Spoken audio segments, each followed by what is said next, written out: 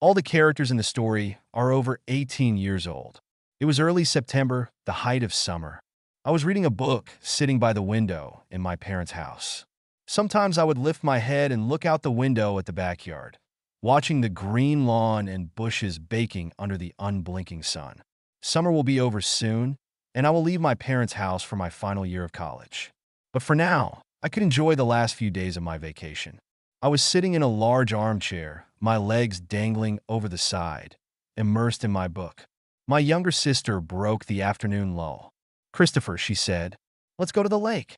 I turned over the page I was reading and looked up.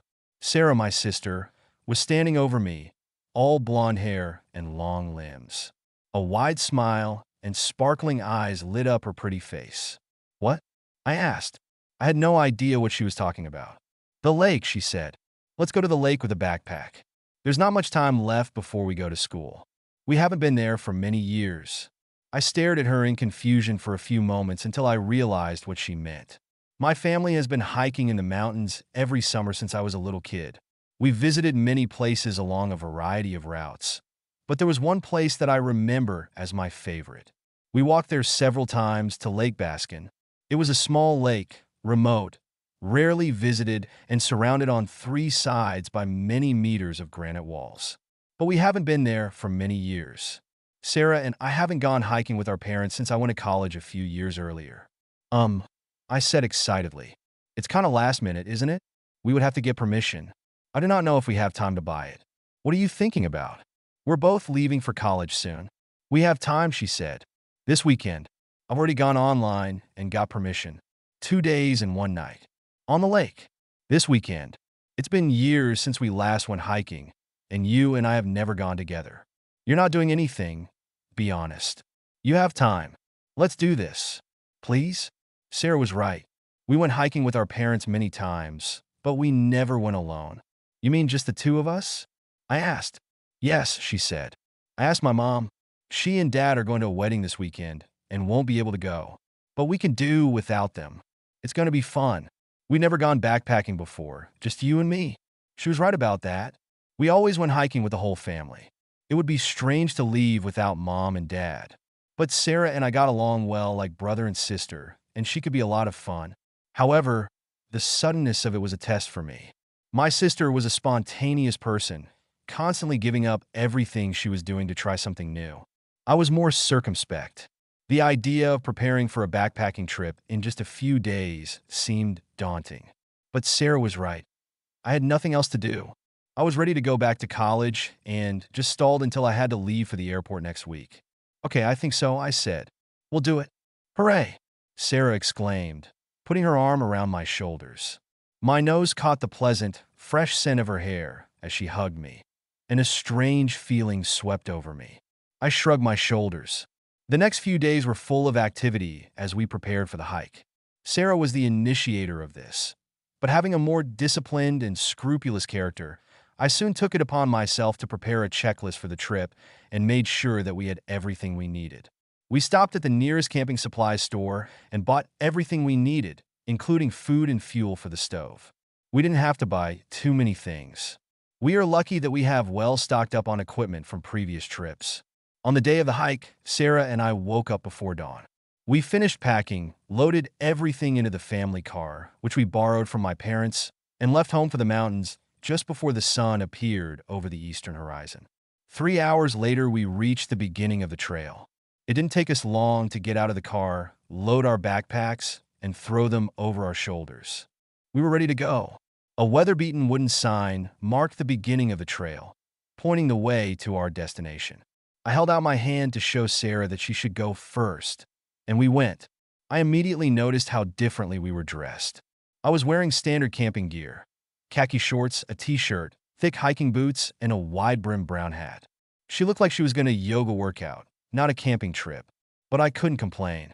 She could have been my sister, but she looked good, really good.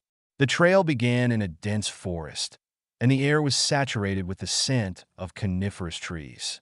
At first, the views were limited.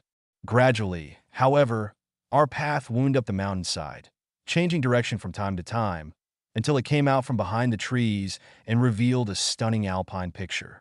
Mountains rose around us like sharp granite spires. The stream flowed noisily down the slope of the trail. A few white clouds here, and there dotted the otherwise perfectly blue sky. The path rose in uneven steps cut into the rock, and my breathing became ragged from the seemingly endless climb. The 35-kilogram backpack did not make the journey any easier. After a couple of hours of our hike, we stopped, took off our backpacks, and sat down on a wide flat rock overlooking the deep valley from which we came out. We were looking at a small lake, the shores of which were dotted with green lilies. The air was clean. "What do we have for lunch?" Sarah asked. I was wondering if Sarah was aware of the impression she was making. She was beautiful. There was no doubt about it. I caught myself admiring Sarah and looked away. I didn't think she noticed the way I was looking at her. She was looking in the other direction, across the lake, into the forest. I was wondering what she was thinking. She seemed lost in thought. I took out the lunch food from my backpack: salami and tortilla, some lettuce and cheese, and handed some to Sarah. We had lunch together, taking our time, admiring the scenery, and at first saying nothing. Finally, I broke the silence. "Are you looking forward to starting your second year of college?" I asked her. She didn't answer right away. "I don't know." Her answer surprised me. "Is something wrong?" She looked at me, obviously considering the question. She seemed to struggle with herself before answering. "Christopher, why are guys so bad?" I did not expect such an answer. "What do you mean?" I asked. "Has something happened?" "I'll tell you," she said. "But I don't want you to tell Mom and Dad." "Okay?" "Of course. Whatever you say," I said. "Something happened to me last semester," she said. "With a guy." My skin turned cold. Alarm bells rang in my head. "What do you mean, something happened?" "What's the matter, Sarah?" She raised her hand. "It's all right now," she said. "I'm fine." "What happened?" I asked again. "There was a guy there," she said. "He was a high school student. We met through friends. At a party. I liked him at first. He was cute and smart. And he was funny. He invited me to watch a movie at his house. I was uncomfortable, but I let him do it. I tried to politely push him away. I said something like, "Wow, I'm not ready for this." And then he changed. He said something like, "I'll tell you when you're ready." I said no several times. It's getting louder every time. I think I almost screamed. I was shocked to hear Sarah's story. I had no idea she'd been through this, and I felt terrible about her. "What happened then?" I asked. He looked at me, and he had an expression on his face like it was full of hate. It was like he was a monster. And he asked, "What's wrong with you?" I said, "What's wrong with me? What's wrong with you?" I said, "No." He shook his head as if I'd said something stupid. I ran out. I ran back to my dorm and cried all night. "Have you done anything about it?" I asked. "Did you tell the police? Did you report him to the university?" "No, I didn't do that. I've been thinking about it. I talked about it with some of my friends. They were great. They won't have anything to do with him. I haven't seen him since. But I didn't report him. I just wanted to forget about it. He shouldn't get away with it," I said. "No, it shouldn't," she said. "But I didn't have the heart to report him. He would deny it. I had no proof. He is popular and loved by everyone. I just didn't want to go through all this." "I understand," I said. "I'm so sorry, Sarah. I had no idea. You'd be surprised how common this is, Christopher. I hear it all the time from my friends. There are a lot of dumb guys in the world. They think they have the right to do so. I think you're right." She looked up from her feet at me, right in my face. "But not you," she said. "Well, I've never done anything like that. That's for sure.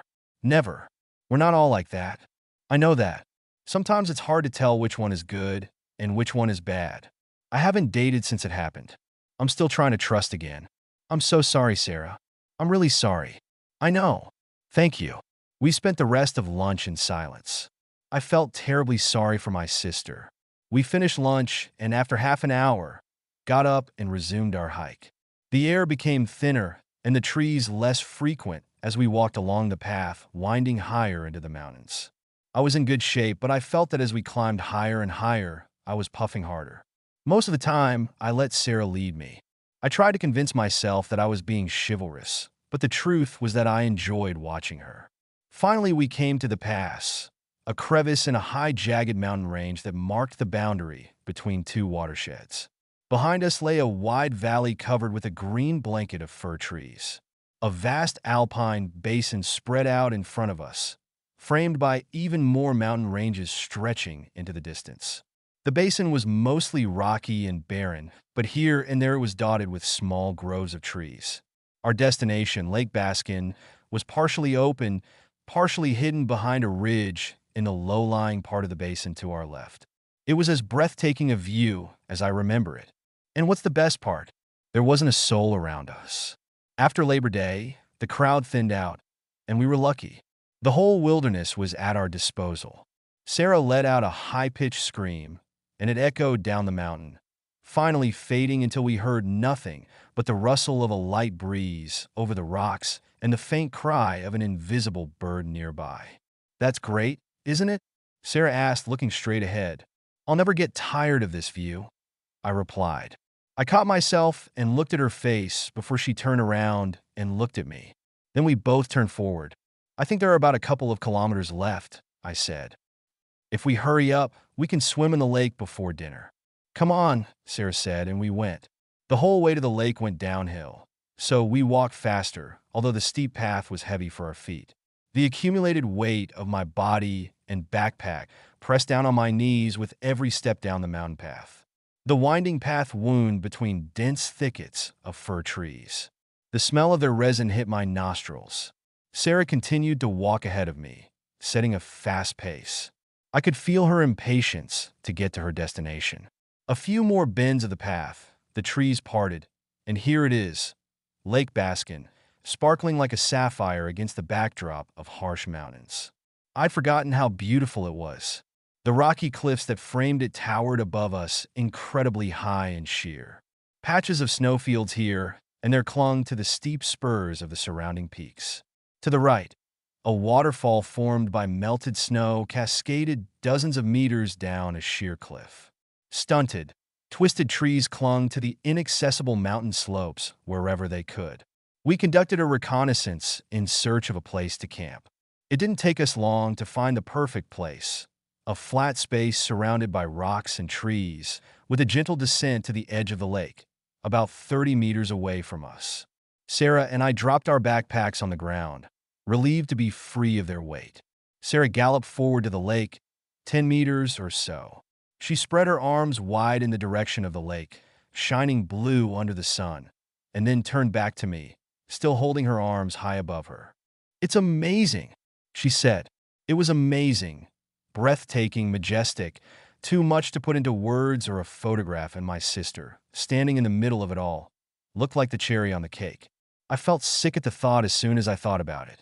"I have to pull myself together," I said to myself. "This whole lake, this whole wilderness is at our disposal, Christopher," she said, waving her hand around the stage. "There's no one here. I can't believe it." Sarah was right. It was strange to feel so isolated.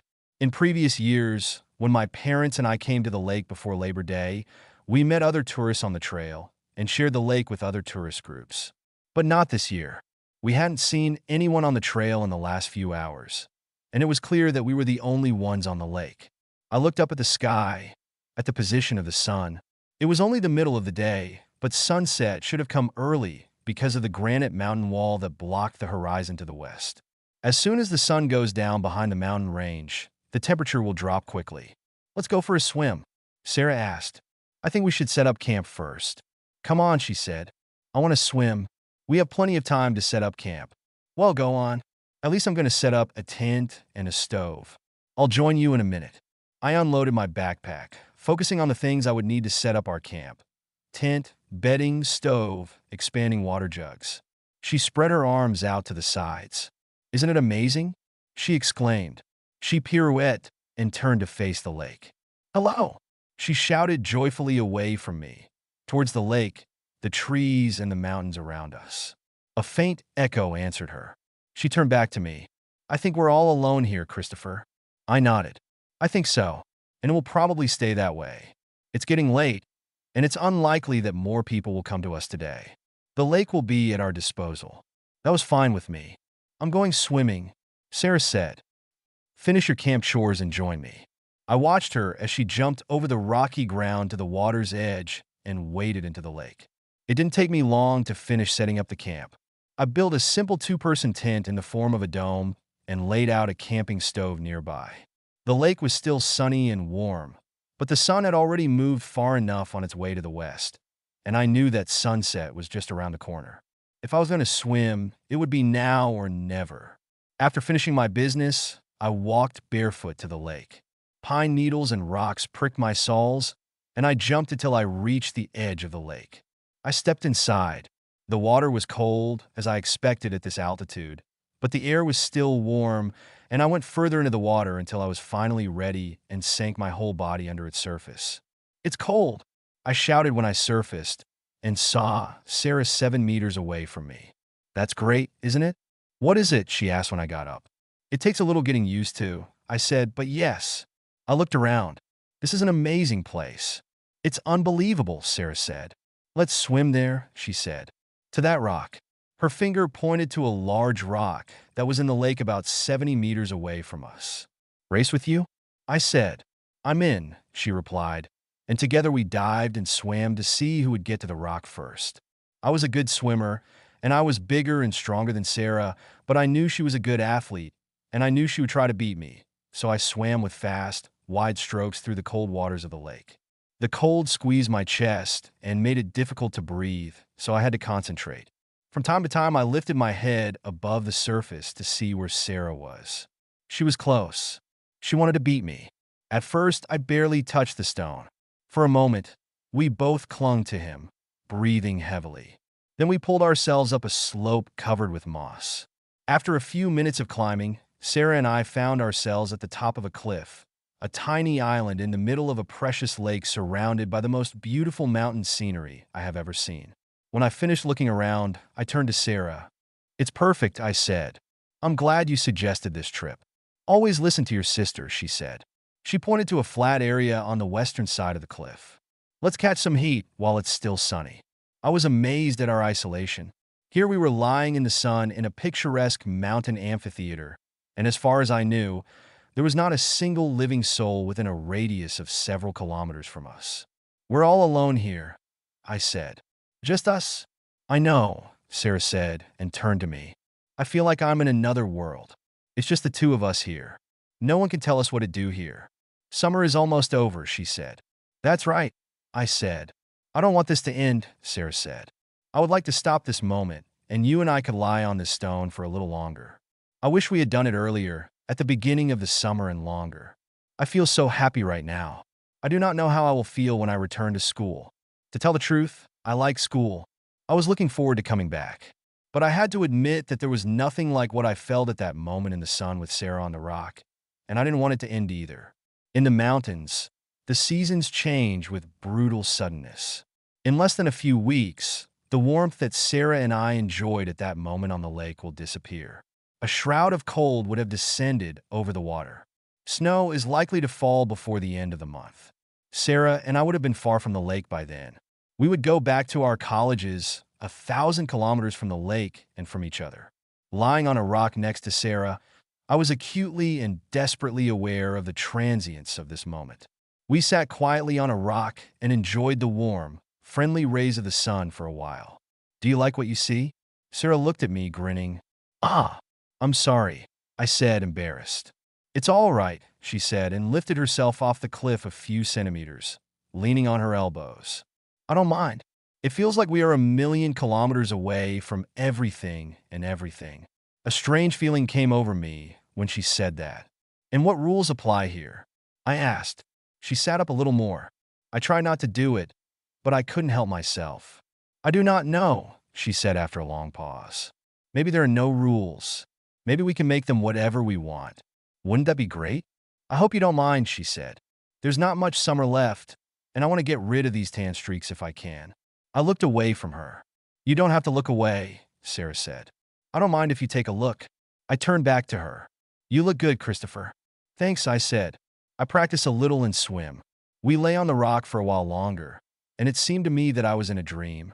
Indeed, it seemed that Sarah and I had escaped beyond the boundaries of the earth and existed for a while in our own world. We enjoyed the quiet, warm air over the lake. Like a mirror, It reflected the mountains towering around it. I closed my eyes. Although I couldn't see Sarah, I could hear her breathing and feel her presence. A slight chill tickled my skin, and I opened my eyes.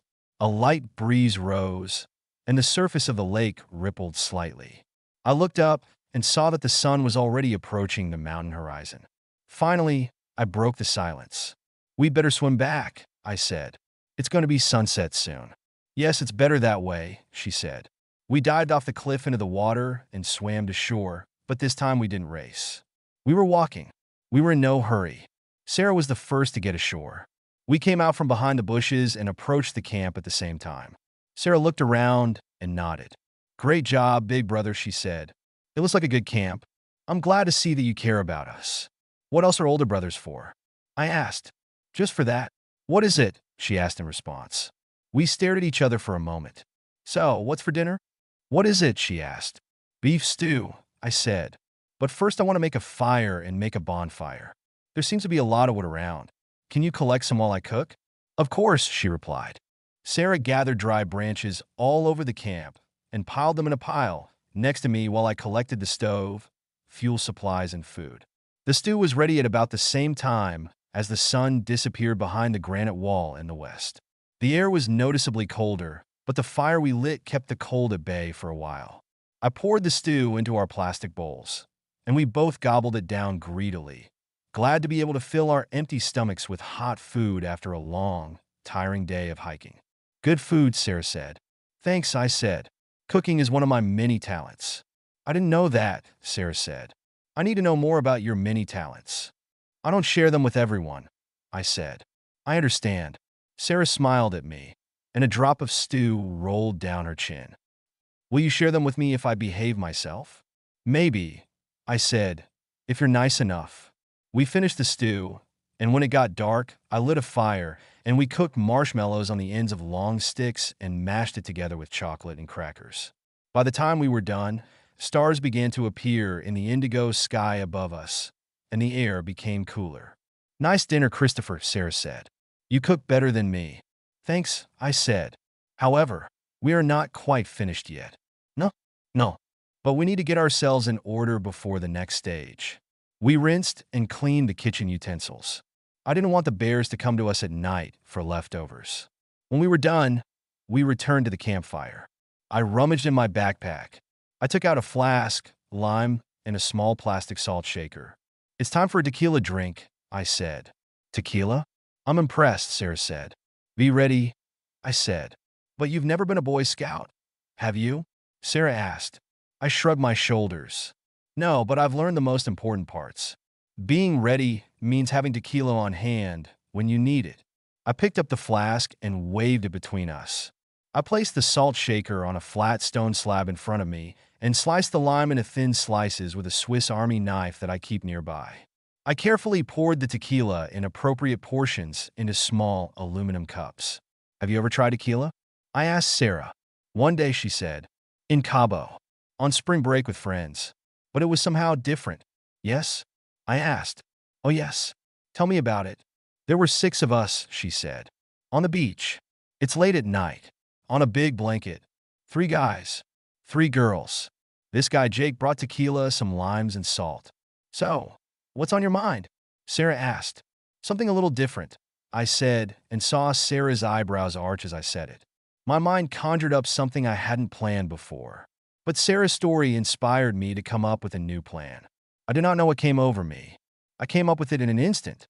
But I wanted something, and something told me that Sarah wanted it too. "Lie on your back," I said. Sarah lay down on her back. The rock she was sitting on was large, smooth, and mostly flat, so it was easy for her to lie on her back. Sarah followed my instructions. Her eyes never left mine. They stared into my eyes with a mixture of trust and curiosity and something else I couldn't name. I took the lime out of the plastic bag and cut a thin slice from it. I held the slice between the two of us. "Don't move," I said. "Okay," she said, and her voice was barely audible, muffled by a slice of lime. I didn't understand what I was doing. I've never done this before. Of all people, I never imagined that I would do this to my sister. Our eyes met after I put the cup down on the table. Her eyes glittered in the moonlight, and she nodded her head. When I finished, I took my head off her and looked at her face. I wondered what I had done. It was my little sister, but the look on her face told me that she was just as impatient as I was. Neither of us said anything for another minute. Then a vicious grin spread across her face. "My turn," she said. Sarah got up from the cliff and pushed me onto it. "Let's go wash up," Sarah said. Her hand pointed vaguely in the direction of the lake. "Sarah, it's nighttime. We're going to freeze." "No, we won't do that. We'll wash up and then get warm." "Where are the towels?" "In my backpack," I said. "Wait a second." I got up and went to my backpack. I rummaged in my backpack and pulled out 2 hand towels. They were hardly good enough to wipe us off if we went swimming in the lake. But I brought them back to where Sarah was sitting anyway. "Come on," she said. We grabbed our towels and clumsily ran towards the lake, dodging rocks and thorny plants wherever we could, shouting, "Oh," that night when we failed and the ground under our feet pricked our feet. Finally, we went to the shore of the lake and shivered. During the day, the water looked inviting, but now, at night, it seemed cold and inaccessible. I wanted to go back to the tent, but I needed to wash off the tequila. Sarah and I looked at each other and nodded at the same time. We dived into the lake together. Then I jumped out of the lake, trembling all over. It was night in the mountains and the temperature was plummeting. Sarah came out of the lake at the same time as me, like Venus. "Christopher," she began to speak. "Don't say anything," I said. "I need you. Now." She was silent for a moment, but the words that followed pierced the cold, quiet night sky. Finally, she pulled away. "It's getting cold," she said. "We'd better get into the tent." "Okay, let's go," I said. I trembled and my teeth chattered. The sky above was black, but the blackness was dotted with millions of stars. Sarah and I ran up to the tent and dived into it, zipping up behind us. "I've already made sure the sleeping bags are ready." The night temperature was dropping rapidly, and our teeth were chattering. I zipped both sleeping bags together, and Sarah and I climbed into the connected bags one by one. Time passed and consciousness faded. After a while, I do not know when exactly Sarah's quiet voice cut through the night. "Christopher." "Yes. I don't want to stop doing this. Tell me we'll keep doing this." "Always," I said. I've always been a light sleeper, so it wasn't a surprise to me when I woke up but didn't see anything. It was still dark. I came to my senses and realized where and when I was. I picked up my watch from the floor of the tent. It said 4:47 a.m. I didn't sleep, but I had enough time to leave before sunrise, and Sarah was fast asleep and would probably sleep that way for a while. I didn't want to wake her up. I felt uneasy, but I wanted her to keep sleeping, so I got out of the connected sleeping bags and clumsily climbed out of the tent. The cold morning air hit my skin. I rode to the lake to see better and keep warm. But it was hard to think about the lake or the temperature. I thought about Sarah and what we had done. My sister Sarah and I made love, and it was the best thing I've ever seen or felt in my life. The lake was a silent witness to my feelings, its waters changing color from leaden to gray-blue as the sky brightened. For a few moments the wind had completely died down, and the lake lay like glass under and between its mountain frame. The only sound was the steady music of the waterfall constantly flowing down the slope on the other side of the lake. I do not know how long I have been looking at the lake like this. "Good morning," I heard a voice behind me.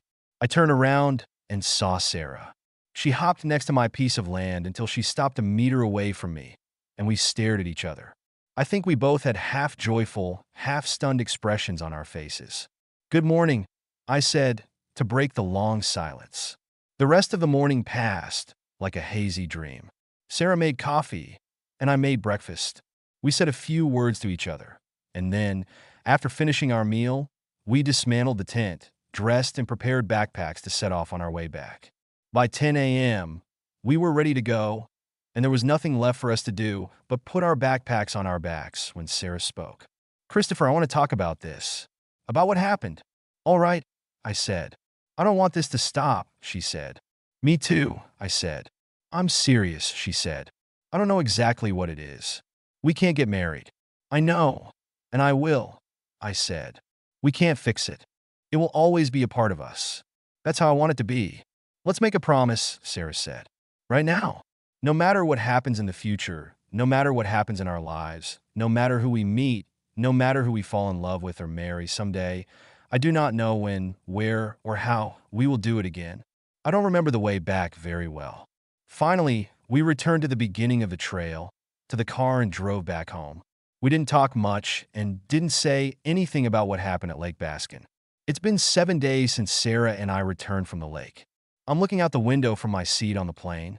He's about to taxi onto the runway. The plane will take me 1,000 kilometers from home. I will start my senior year in college. All I can think about is my sister Sarah. We swore allegiance to each other, and yet I do not know when I will see her again. She left home for college yesterday, but I see her as if she's right next to me.